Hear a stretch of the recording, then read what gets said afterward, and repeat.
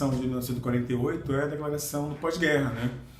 Ela surge como um instrumento de política pública internacional, de direitos internacionais, para assegurar alguns paradigmas considerados fundamentais no pós-guerra, que eram a democracia, os direitos humanos, os direitos fundamentais, contra qualquer ordem de barbárie, de violência, com propósitos extremamente importantes, né? Talvez não alcançados, evidentemente, da paz internacional, do cosmopolitismo, de uma justiça internacional. Então, a Declaração de 48, de Direitos Humanos, ela cumpriria um papel de uma missão histórica dentro da ONU, de ser esse instrumento normativo de regular a relação entre as nações, né, no destino da paz, do mundial, etc. Né?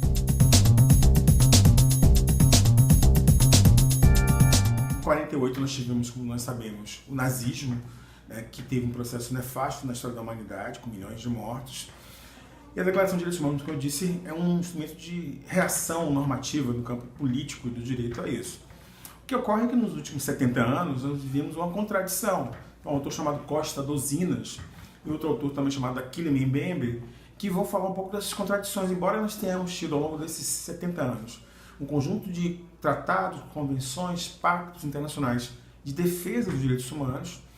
A realidade internacional, seja por conta, por exemplo, do caso dos refugiados, né, do caso de conflitos territoriais, conflitos de genocídio, dentre outros conflitos internacionais como perseguições de caráter ultranacionalista, xenofobia, e também no Brasil e outros países o crescimento da violência muito grande, mostra que a Declaração de Direitos Humanos ela não cumpriu o seu papel histórico.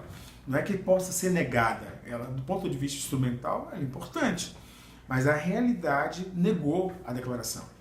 E isso é o que nós encontramos hoje. E a realidade nega a declaração pelas contradições da própria realidade socioeconômica, do capitalismo, do tipo de Estado que nós temos, dos mecanismos de proteção que falharam para a defesa dos direitos humanos. Então, a gente não pode culpar os direitos humanos por algo que acontece na realidade. A sua missão não foi alcançada de diminuir a violência, de ter a paz, porque a realidade é complexa, o Estado falhou, temos questões econômicas, da vida social, onde essas questões negaram os direitos humanos.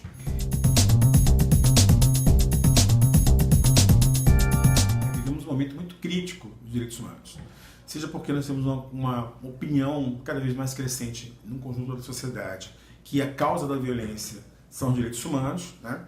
E que nós sabemos que não é, a causa da violência não está nos direitos humanos, seja porque a nossa realidade é muito cruel, né? Seja pela quantidade de mortes que nós temos, a quantidade de homicídios no Brasil é muito alta, mais de 60 mil ao ano, temos uma quantidade muito grande de mecanismos de opressão, seja aqueles que vão envolver LGBTfobia, racismo, sexismo, que colocam também em xeque a proteção dos direitos humanos, e também pelas desigualdades, né? Temos um país muito desigual, muita pobreza, a extrema pobreza cresceu agora, e que a defesa dos direitos humanos como direitos sociais também colocam em questionamento, colocam em paradoxo a ideia de direitos humanos. Mas com isso não significa dizer que eles não sejam importantes, porque direitos humanos vêm do processo da democracia liberal. À medida que os direitos humanos eles se colocam em crise, como eles estão hoje, o que está em crise, na verdade, é a democracia liberal como um todo. E isso que nós temos que refletir hoje. Vão embora os direitos humanos, como possibilidade, dentro dessa realidade, e também podem ir embora a democracia. A obrigação de defesa dos direitos humanos pertence ao Estado, à sociedade como um todo, ao conjunto dos atores sociais, deveria ser dentro da lógica de sociedade democrática. Mas, evidentemente, que o Estado não protege os direitos humanos, né? E é bom dizer que, estou falando aqui, não é a ideia de direitos humanos na situação da concepção popular, que é negativa, né? No sentido de que os direitos humanos seriam um instrumento de proteção de bandidos. Nós estamos falando aqui dos direitos humanos como instrumento de defesa do cidadão contra qualquer tipo de violência.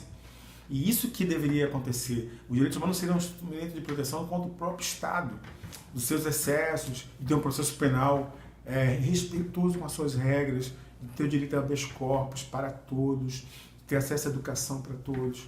Então, falha porque o Estado vem falhando, nós estamos assistindo a corrupção que existe no Estado. A corrupção ataca os direitos humanos, não há dúvida nenhuma.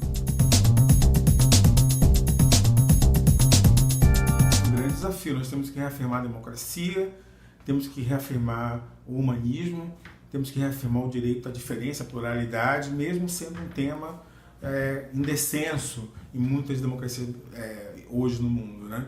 Esse é um movimento fundamental, reafirmar esses valores, porque senão é barbárie.